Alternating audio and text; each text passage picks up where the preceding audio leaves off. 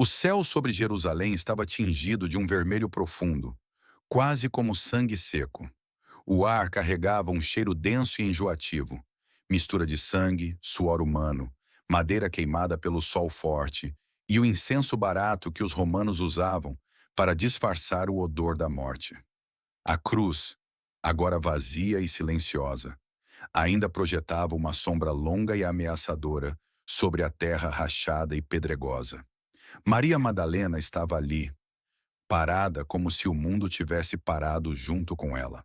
Seus joelhos doíam contra as pedras afiadas. Seus olhos estavam vermelhos e inchados de horas sem fim de choro. As mãos, ainda sujas da terra úmida e fria que ela mesma ajudou a jogar sobre o corpo dele, tremiam sem controle. O vento do fim de tarde batia em seu rosto, carregando poeira e frio, mas ela mal sentia. Os homens que haviam jurado ficar ao lado dele até o fim haviam desaparecido nas ruas escuras da cidade. Pedro, João, todos eles, sumidos. Só restavam algumas mulheres. E ela. Maria Madalena não conseguia dar um único passo para longe daquele túmulo recém-fechado. Como uma mulher que um dia carregou 7 demônios dentro do próprio corpo consegue permanecer de pé quando até a esperança parece ter sido enterrada junto com o seu Senhor. No Evangelho de Lucas, capítulo 8, encontramos Maria Madalena pela primeira vez de forma clara. Ela era de Magdala, de uma cidade próspera e barulhenta às margens do Mar da Galileia, um lugar de pescadores, salinas, mercados cheios de gente, cheiro de peixe fresco e moedas trocando de mãos o tempo todo. Mas para Maria, Magdala era um lugar de tormento. O texto diz que Jesus havia expulsado dela 7 demônios. 7, um número que, para o povo daquela época, representava algo completo. Não era apenas uma doença passageira. Eram vozes constantes dentro da cabeça, ataques que faziam seu corpo se contorcer no chão. Momentos de fúria cega ou de tristeza tão profunda que ela ficava dias sem conseguir falar. Ela conheceu a solidão mais cruel. As pessoas evitavam olhar para ela. Mães puxavam os filhos para longe quando ela passava. Homens a olhavam com mistura de medo e desprezo. Toques, quando vinham, eram quase sempre violentos ou cheios de pena. Havia noites em que ela se encolhia entre as pedras quentes do lado de fora da cidade, ouvindo o barulho distante das ondas do mar e se perguntando se a morte não seria mais misericordiosa que aquela vida. O vazio era tão grande que parecia engolir até a luz do sol. Até que Jesus chegou a Magdala. Ele não recuou. Não pregou um sermão primeiro. Não exigiu que ela mudasse ou se explicasse. Com autoridade calma e um olhar que parecia enxergar além de toda a minha escuridão, ele a libertou. O silêncio que tomou conta da mente dela depois deve ter sido avassalador. Pela primeira vez em muitos anos, ela ouviu o som dos pássaros, sentiu o vento no rosto sem pavor e conseguiu olhar nos olhos de outra pessoa sem querer desaparecer. A partir daquele dia, Maria Madalena mudou de direção. Ela deixou para trás o que restava de sua antiga vida e passou a seguir Jesus com tudo o que tinha. Usou seus recursos financeiros para ajudar a sustentar Jesus e os 12 discípulos. Caminhou com eles pelas estradas poeirentas da Galileia e da Judéia. Viu milagres com os próprios olhos. Leprosos com a pele restaurada, cegos recuperando a cor do mundo, paralíticos levantando e carregando sua cama. Multidões alimentadas com apenas 5 pães e 2 peixes. Para ela, o maior milagre continuava sendo o seu próprio. A mulher que era conhecida como a endemoniada agora caminhava com dignidade, com propósito e com um amor que crescia a cada dia. Então tudo desabou.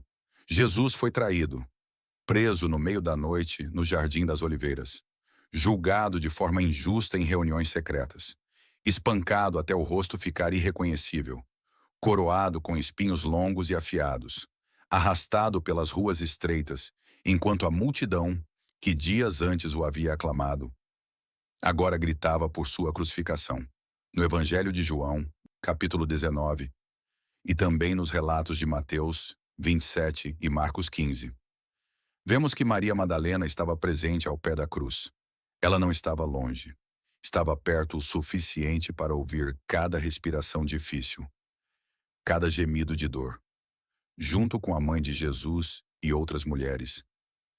Ela testemunhou tudo: o som dos martelos ecoando, o impacto dos pregos atravessando mãos e pés, o sangue escorrendo devagar pelo madeiro, o cheiro forte de suor, sangue e vinagre, o corpo dele se contorcendo para conseguir respirar, as zombarias dos soldados e da multidão. Cada minuto ali era como uma faca girando no peito dela. O homem que a havia restaurado estava sendo destruído publicamente, da forma mais humilhante possível. Mesmo assim, ela ficou. Não fugiu. Não se escondeu como a maioria dos discípulos. Permaneceu ali, com as lágrimas escorrendo silenciosas, até o último suspiro de Jesus. E até o momento em que a terra tremeu, o céu ficou escuro e ele disse: está consumado. Depois veio o sepultamento apressado.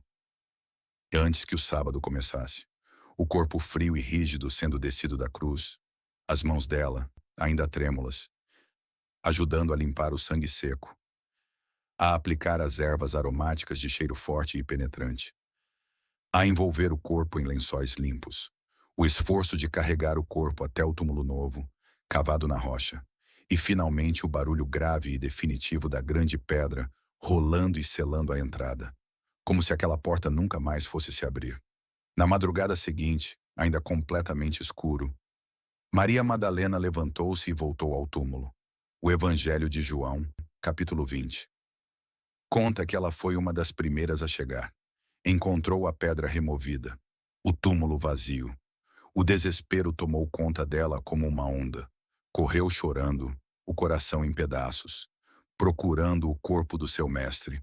Quando encontrou um homem que pensou ser o jardineiro, sua voz saiu rouca, exausta e cheia de dor.